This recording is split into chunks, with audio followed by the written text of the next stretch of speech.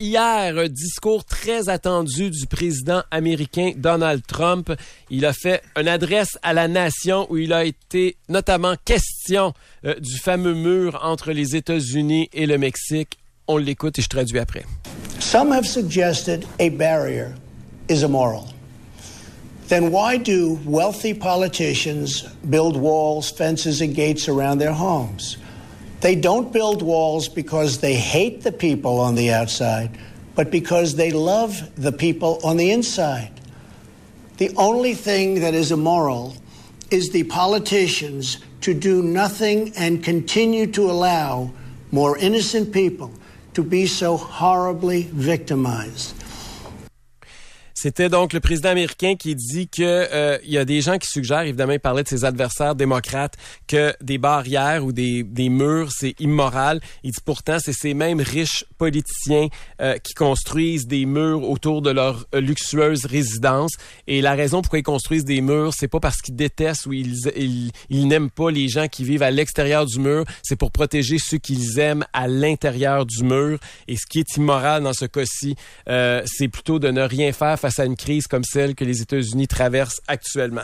Pour discuter du discours de Donald Trump et de ce qui se passe au niveau du respect des frontières, on va aller joindre à l'instant celui que vous connaissez comme chroniqueur au Journal de Québec, Mathieu Bock-Côté. Bonjour.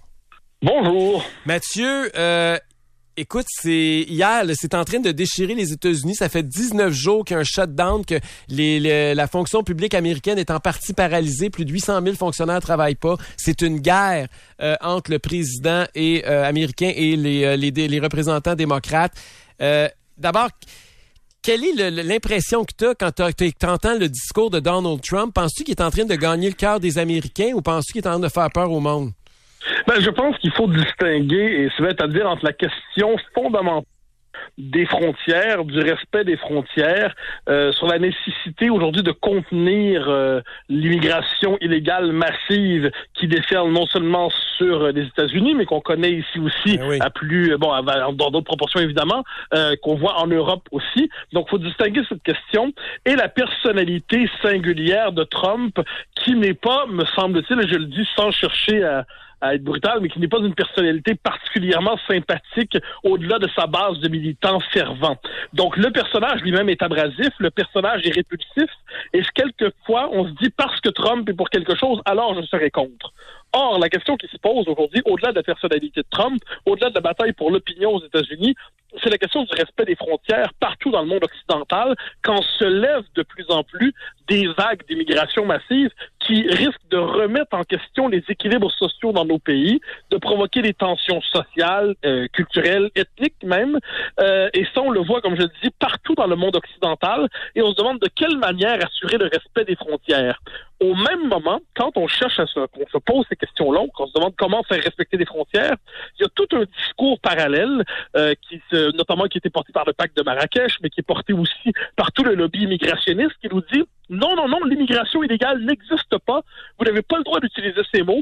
Vous n'avez pas le droit de critiquer l'immigration massive, parce que si vous le faites, vous basculez dans le domaine de l'immoralité, de l'absence de cœur, de l'absence de justice.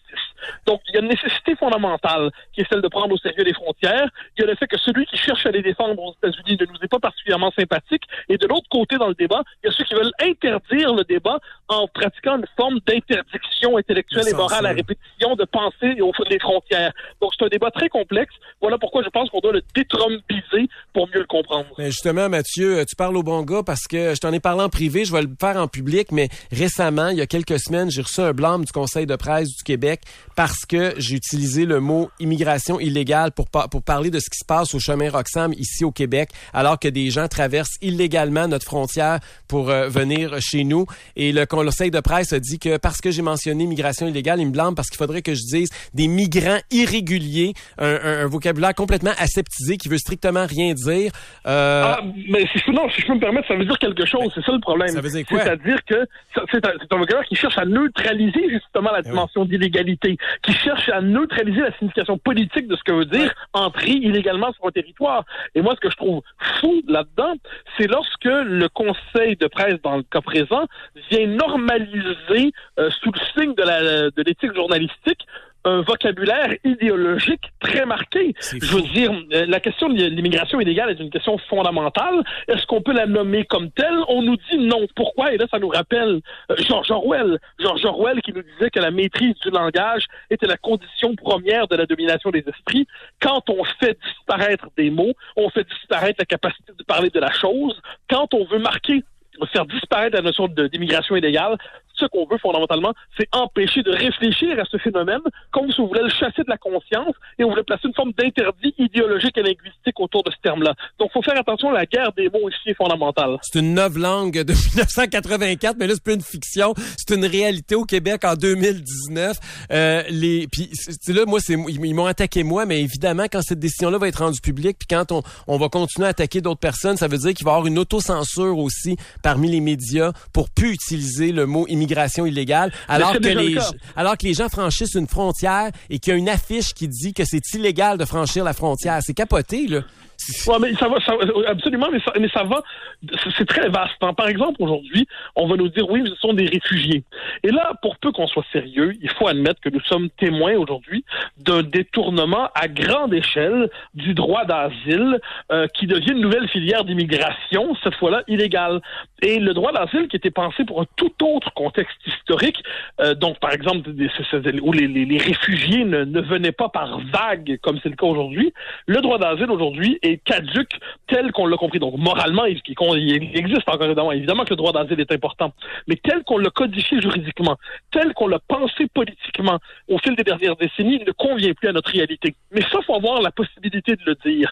Or, quand on a une interdiction liée à certains mots, quand les médias eux-mêmes endossent cette espèce de contrôle du vocabulaire à fin idéologique, je ne vois pas là un progrès démocratique. Et ce qui est fascinant là-dedans, c'est cette espèce de regarde, je dis une forme de trumpisation obligatoire du désaccord.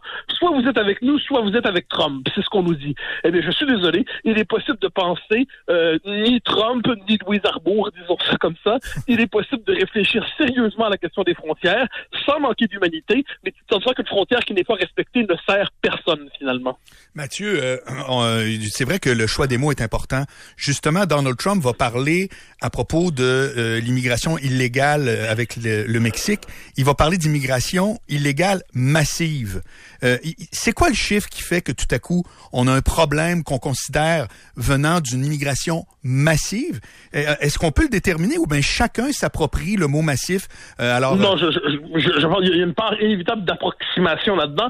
Je pense que le mot massif s'impose lorsqu'on est devant des vagues humaines à répétition qui transforment fondamentalement et rapidement la composition d'un pays. Donc, quand on voit, par exemple, la transformation démographique de la France, la transformation démographique des États du Sud des États-Unis, quand par ailleurs l'immigration se présente en débordant des catégories juridiques entendues, quand on a une colonne, comme on a vu venue du Honduras, qui se prétend appelé par Dieu, qui dit nous serons accueillis, là on est devant des phénomènes qui échappent aux catégories ordinaires de la migration. Et voilà pourquoi le terme ne me semble pas inadapté. Ensuite, il y a toujours une part d'appréciation là-dedans. Prenez le cas du Québec. Au-delà de la question de l'immigration illégale, ici, l'immigration, les seuils d'immigration que nous recevons me semblent correspondre au niveau d'immigration massive. C'est-à-dire nous ne sommes plus capables d'intégrer autant de gens que ça. La question fondamentale de l'immigration, c'est comment on peut intégrer, et on ne peut intégrer qu'à condition que les proportions soient raisonnables. Au Québec, les seuils d'immigration qu'on a eus depuis 2003 environ, qui ont monté sans cesse, depuis 2007 surtout, il me semble massifs et exagérément élevés par rapport à notre capacité d'intégration. Une fois que c'est dit, en ces termes-là, je pense pas qu'il peut y avoir une estampe scientifique définitive, mais ça relève de l'appréciation, du bon jugement, du jugement éclairé. Moi, ce que j'aime pas dans ce débat-là, moi j'adore les débats politiques, j'adore débattre, j'adore le choc des idées. Ce que j'aime pas dans ce débat-là, c'est que dès qu'on n'est pas pour une augmentation significative des immigrations, on est automatiquement accusé de racisme, de xénophobie, d'islamophobie, de souffler sur les braises de l'intolérance. On dirait que les gens qui sont pro-immigration, les multiculturalistes, les Justin Trudeau de ce monde qui veulent accueillir tous les malpris de la planète, dès qu'on est contre leur idéologie, on est automatiquement du côté de l'intolérance. C'est ça qui m'écarte dans ce débat-là, Mathieu. En fait, vous connaissez, c'est une formule qui date de quelques décennies. Déjà, on disait socialisme ou barbarie. Eh bien, aujourd'hui, on nous dit multiculturalisme ou barbarie. On nous dit il n'y a d'avenir possible pour nos sociétés démocratiques et libérales qu'en se convertissant A au multiculturalisme et B à l'ouverture maximale des frontières, donc à l'immigration massive. Donc, moi, je suis assez hostile à ça, et ce que je critique aussi, c'est cette idée que comme quoi, si on est en désaccord avec cette nouvelle orthodoxie, on est donc raciste, intolérant, xénophobe, et le paradoxe avec ça, c'est que c'est ce discours-là, ce politiquement correct de plus en plus répressif, qui pousse de plus en plus d'électeurs ailleurs dans le monde, et peut-être ici un jour, à voter pour les partis dits populistes. C'est l'exaspération devant la parole confisquée. C'est l'exaspération devant l'impossibilité de parler librement qui pousse des électeurs à se réfugier souvent chez les populistes ou chez les extrêmes. Et cette espèce de mouvement-là, on peine à le comprendre, alors que lorsqu'il y a un débat éclairé sur ces questions-là, où il y a plusieurs points de vue qui peuvent se défendre, plus, moins, plus ouvert, moins ouvert les frontières, tout ça on peut en parler. Mais à partir du moment où la légitimité morale est confisquée par un clan qui dit soit vous êtes avec moi, soit vous êtes dans le camp des monstres, et bien là, on crée des conditions pour que se développe ce fameux populisme. Mathieu, tu as signé une chronique vendredi dernier qui s'intitule « Le mur de Donald », où tu écris, et je cite, « Nul ici, l'on parle au Québec, là, puis à cause du chemin Roxham, de ce qui se passe à Saint-Bernard-de-la-Colle, nul ici ne rêve à un mur naturellement. » Ben, si personne rêve à un mur, comment on va faire pour faire respecter nos frontières, nous? Parce qu'il y a une graduation dans le fait de faire respecter ses frontières. C'est-à-dire, premièrement, on peut décider que ce n'est plus un chemin ouvert, tout simplement. La logique du mur, c'est que là, elle ne correspond pas à notre propre réalité géographique. Entre le Canada et les États-Unis, on n'a pas le même type de frontière qu'entre les États-Unis et le Mexique. Non, mais au bout du chemin Roxham, on aurait pu mettre un grillage puis marquer, puis mettre une affiche pour dire que c'est interdit de traverser la frontière à l'extérieur des postes. Non, c'est pas ça qu'on a fait. On a construit un pont pour être sûr que les gens se mouillent pas les pieds dans le petit marécage qui est là. Ça a été épouvantable. Alors là, ça c'est une autre question. Voilà, c'est-à-dire là, il y a la question bien prosaïque de qu'est-ce que ça veut dire un mur aujourd'hui. Ouais, moi, pour ce qui est de nos frontières, faisons respecter la frontière, faisons-la respecter sérieusement. Est-ce que ça implique l'espèce de solution à l'américaine? Je ne le crois pas, heureusement. Je veux dire, notre frontière, comme je dis, le rapport entre le Canada et les États-Unis n'est pas le même qu'entre les États-Unis et le Mexique. Mais qu'on fasse respecter la frontière assurément ici, reste à trouver la manière adéquate. Mais ce qui est certain, c'est considérer qu'il y a un scandale moral à faire respecter la frontière. C'est là qu'il y a un problème. Puis l'autre affaire, Mathieu, c'est que toute proportion gardée, ça se déroule très, très bien, les frontières au Canada. Faut pas non plus faire des parallèles avec... Je sais que tu as une expertise parce que je te regarde souvent sur YouTube et je te félicite pour tes récentes sorties, par exemple à RTL ou à Zemmour et Nolo en France. Tu te débrouilles super bien, ça fait que je te passe le chapeau en passant. Mais au-delà de ça, on sait très bien que toute proportion gardée, incluant le nombre de gens dans les pays d'accueil en France, en Allemagne, ou ici au Québec, à la question comment faire pour faire protéger nos frontières. Au moment où on se parle, ce système-là me semble très bien fonctionner. Voilà pourquoi je dis qu'il faut tenir compte de chaque situation. C'est-à-dire là, il y a une crise qui s'appelle le chemin Roxham. Le chemin Roxham, c'est une chose. Le chemin Roxham, c'est pas la Méditerranée. Le chemin Roxham, c'est pas la frontière américano-mexicaine. On n'a pas ici de phénomène d'une ampleur telle que ça exigerait de décréter une forme d'état d'urgence d'une manière ou de l'autre. Alors voilà pourquoi on doit penser chaque situation dans sa singularité. Mais ça ne veut pas dire puisque le problème n'est pas aussi grave qu'il ne l'est en Europe ou aux États-Unis, ce qui va de soi dire le contraire releverait de l'imagination débordante, ça ne veut pas dire qu'il n'y a pas de problème ici. Et je pense que ça, c'est une des erreurs d'un certain progressisme que de dire on va s'intéresser aux problèmes qu'une fois qu'ils sont très, très, très gravement développés. Quelquefois, si on est capable de deviner à l'avance que quelque chose va devenir inquiétant, aussi bien prendre la responsabilité dès maintenant. Mais effectivement, le chemin Roxham, il n'y a aucune comparaison possible avec l'ampleur des migrations que subissent aujourd'hui les Européens ou les Américains. J'ai l'impression qu'aux États-Unis, présentement, Mathieu, la majorité silencieuse, comme on aime l'appeler, est clairement du côté de Donald Trump. Hier, j'écoutais la représentante démocrate, Mme Pelosi, la nouvelle présidente de la Chambre des représentants, qui trouvait que c'était épouvantable, que c'était médiéval de construire un mur. Puis aujourd'hui, on entend Donald Trump qui répond c'est peut-être médiéval, mais au moins ça fonctionne. Au moins, il y a une solution. Les Américains, là, ils veulent vivre dans un pays, sont fiers de leur drapeau, sont fiers de leur réalisation, puis ils veulent protéger leur pays. Et je trouve que le discours des démocrates, en tout cas hier, était pas très convaincant. Ils ont pas l'air patriotes, ils ont pas l'air... Je suis pas sûr que la majorité américaine qui était patriote va adhérer au discours de Mme Pelosi, là. En fait, moi, je dirais sur ces questions-là, il faut éviter de croire que Trump fait l'unanimité des Américains ordinaires contre les élites. Je pense que dans le cas de Trump, l'Amérique est divisée véritablement. Je veux dire, Trump ne fait pas l'unanimité. Trump est un facteur de polarisation maximale, c'est le moins qu'on puisse dire. Ça, je pense qu'il y a du bon monde pour lui et du bon monde contre lui, probablement. Disons ça comme ça. Je pense qu'il n'a pas le... C'est pour ça que c'est un personnage quand même assez singulier, hein. Un personnage assez, je me permets de dire, à mon avis, assez toxique. C'est-à-dire, même s'il a un grand volontarisme, même si c'est pas un homme sans qualité, contrairement à ce que certains disent, c'est un homme à ce point polarisant et toxique que dès qu'il s'empare d'une question, on pourrait dire que lui-même fait le mauvais coup que les progressistes font souvent aux gens d'en face. C'est-à-dire, les vrais gens sont avec moi, les vrais Américains sont avec moi, puis ceux qui sont pas avec moi sont des gens qui sont pas de vrais Américains, qui s'en fichent du commun des mortels. Je pense qu'il y a nul besoin, autrement dit, de flatter, de chanter Donald Trump pour rappeler la nécessité des frontières. Dans la politique américaine, pour l'instant, il fait plus de mal que de bien en polarisant de manière extrême son pays. Mais peu importe ses défauts, Mathieu, c'est un enjeu qui polarise tellement que ça pourrait être, au niveau de la campagne électorale, un des facteurs, un des wedge issues, là, comme disent les Américains, et ça pourrait favoriser Trump. Moi, ce que je dis, c'est que malgré tous ses défauts, si les démocrates s'obstinent sur cet enjeu-là, je pense pas qu'ils sont... ils sont en train de donner le monopole de la défense du patriotisme américain à Donald Trump. Ça, c'est une autre question. C'est-à-dire, ça, c'est une question importante. C'est-à-dire, parce que c'est pas tous les démocrates qui disent la même affaire aussi non plus. Mais il y a une certitude, c'est que la grande erreur d'une certaine gauche dans le monde occidental, mais ça, c'était vrai en France, c'était vrai très certainement aux États-Unis pendant un temps, c'était de considérer que le patriotisme était à ce point réactionnaire qu'il fallait le concéder à la droite, entre guillemets, et la gauche, elle, serait tout autre chose. Alors moi, j'ai tendance à croire que dans une société bien construite, le patriotisme est chose bien partagée. Et il devrait être possible d'être à la fois démocrate et patriote. Je pense qu'il y a eu il y en a eu des tonnes et des tonnes et des tonnes. Il y en a encore aujourd'hui des démocrates parfaitement patriotes, j'en ai pas un instant, et des républicains. Personne aux États-Unis ne devrait avoir le monopole du patriotisme, mais quand on assimile patriotisme et racisme, quand on fait comme Mme Clinton à la dernière élection présidentielle, dire que la base de Trump, c'est a basket of deplorables, quand on méprise l'électorat et on radicalise une forme de rejet des préoccupations des classes populaires, on crée encore une fois les conditions dans les circonstances d'un repli trumpien. C'est ce qui semble se dessiner. En tout cas, j'ai l'impression, parce que cet enjeu-là, l'autre truc, c'est rendu vraiment un enjeu central. Ils ont beau dire que c'est pas si important puis que le mur changera rien. Je m'excuse, mais ça peut être un enjeu électoral, là. Il peut y avoir des millions et des millions d'Américains qui vont voter. Ça va être une espèce de référendum sur la protection de leurs frontières, là. Ça a le potentiel d'être ça. Je dis pas que ça va être ça. Mais vous noterez que c'est comme ça un peu partout dans le monde aujourd'hui. Il y a des élections européennes qui s'en viennent dans quelques mois.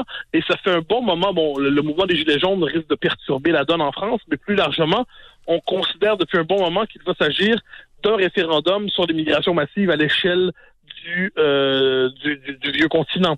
Alors, je pense que la question de l'immigration massive aujourd'hui, du multiculturalisme, les questions d'identité sont les questions qui prennent de plus en plus de place dans nos sociétés. Elles deviennent les questions qui clivent, qui structurent la vie politique. Et de ce point de vue, il n'est pas interdit de croire que de manière plus modérée, ici, lors des dernières élections, la victoire de François Legault n'était pas sans lien avec le fait qu'il s'était réconcilié avec l'enjeu identitaire. Mais puis parallèlement, au niveau fédéral, et là j'ai hâte de voir, parce que ce serait paradoxal, là, les Québécois s'apprêtent à être ceux qui vont faire la différence pour réélire Justin Trudeau à Ottawa, alors que sur cet enjeu-là, il est complètement à l'opposé et de la CAQ et de la population québécoise. Ouais, mais ça, c'est un vieux problème des Québécois. C'est-à-dire, à Ottawa, ils préfèrent voter pour un des leurs, même s'ils les regardent de haut et leur crachent dessus quelquefois, que plutôt que pour un Canadien anglais qui leur tendrait la main. C'est l'histoire de Stanfield et Trudeau. Hein, faut s'en rappeler. Stanfield nous tendait la main, Trudeau nous regardait de haut, mais on a quand même voté Trudeau parce qu'on votait pour l'un des nôtres, entre guillemets. Eh bien, de la même manière, ça pourrait se passer. Trudeau pourrait, pour différentes raisons, aussi parce que les conservateurs ont historiquement une mauvaise réputation au Québec, sauf quand il y a un chef d'exception à la Mulroney. Il est possible que Trudeau construise sa majorité ici, mais je pense que Trudeau peut chuter, cela dit, sur cette question-là. C'est une question qui le fragilise, et de ce point de vue, je ne vous plairai pas, mais vous allez devoir considérer la possibilité de peut-être voter Bloc québécois en certaines circonstances pour être capable, parce que peut-être que le Bloc dans le Québec francophone va être un des, sinon le parti, pour bloquer Trudeau en bien des endroits. Mais par rapport à... Parce que je suis pas sûr que le Bloc québécois, moi, sur la protection de nos frontières, sur ce qui se passe au chemin Roxham, va être à la même place que le Québécois moyen. J'ai hâte de voir la position des François Blanchette, le futur chef du Bloc québécois, parce que il y a beaucoup de gens, même au sein du mouvement souverainiste, qui ont été très multiculturalistes, qui étaient très nuancés sur ce qui s'est passé au chemin Roxham. Puis ça pourrait exploser cet été encore une fois, comme ça a fait depuis 2 ans. Et ça pourrait être un enjeu à quelques semaines des élections, là. Ben ça, c'est deux choses. C'est-à-dire, d'un côté, oui, les souverainistes sont souvent péchés par multiculturalisme. De l'autre côté, François Blanchette, jusqu'ici, est assez étonnant quand même. Il réussit à tenir ensemble différents éléments de discours que d'autres avaient tendance à séparer. Il sait à la fois parler de progrès social, c'est un homme de gauche, et d'identité. Il a le sens là-dessus du nationalisme. Donc, je veux pas faire son éloge outre mesure, mais manifestement, il a compris que les Québécois tenaient à ces questions-là. Alors, reste à voir comment il va occuper le terrain. Mais ce qui est certain, c'est que s'il s'agit de battre Justin Trudeau à l'automne qui vient, la question va pas être de qui est le candidat idéal contre Trudeau, mais qui est le candidat possible contre Trudeau. Et de ce point de vue, la question du bloc réapparaît. Pour que Justin Trudeau nous comprenne bien, ça va être un anybody but Trudeau. On va y parler dans la langue qu'il préfère. Mathieu Bock-Côté, merci beaucoup de nous avoir jasé aujourd'hui. Au grand plaisir, au revoir. Au revoir, c'était Mathieu Bock-Côté. Il reste, Éric, je trouve ça drôle, c'est intéressant, ces analyses de Mathieu. La seule affaire que je reproche à Mathieu... C'est quoi? Il vient encore de le faire. C'est-à-dire que je trouve que toutes ses prémices, ses analyses sont excellentes, mais peu importe ce qu'il parle, égale séparation du Québec. C'est toujours la même conclusion, mais ses analyses sont excellentes, franchement, je souscris. Tout ça pour te dire que ce qu'il dit, puis encore là, je suis très, très, très d'accord avec ça, on en a parlé cette semaine, rappelle-toi, sans un démocrate hautement patriote, Trump est sûr d'être élu, c'est ma théorie. Il y a le monopole du nationalisme américain. C'est pas normal. Ben non, c'est pas normal. Mais la même chose s'est passée un peu au Québec. Tu sais, c'est vrai que Philippe Couillard, là, il était pas assez nationaliste. Ça l'a coulé complètement. Sûrement. Puis la CAQ est devenue comme le représentant du Québec. Puis avec un mouvement souverainiste qui est en décrépitude, puis le PQ qui cherchait, ben la CAQ est devenue le refuge des nationalistes, des gens qui s'identifient au Québec d'abord. Puis Couillard a complètement... Alors que, historiquement, le Parti libéral, quand ils ont gagné, même avec Jean Charest, puis rappelle-toi encore plus, avec Robert Bourassa, ou même on peut remonter, les libéraux étaient nationalistes. Oh oui, c'était d'abord des Québécois, si tu veux, là. Le retour d'Éric Duhaime.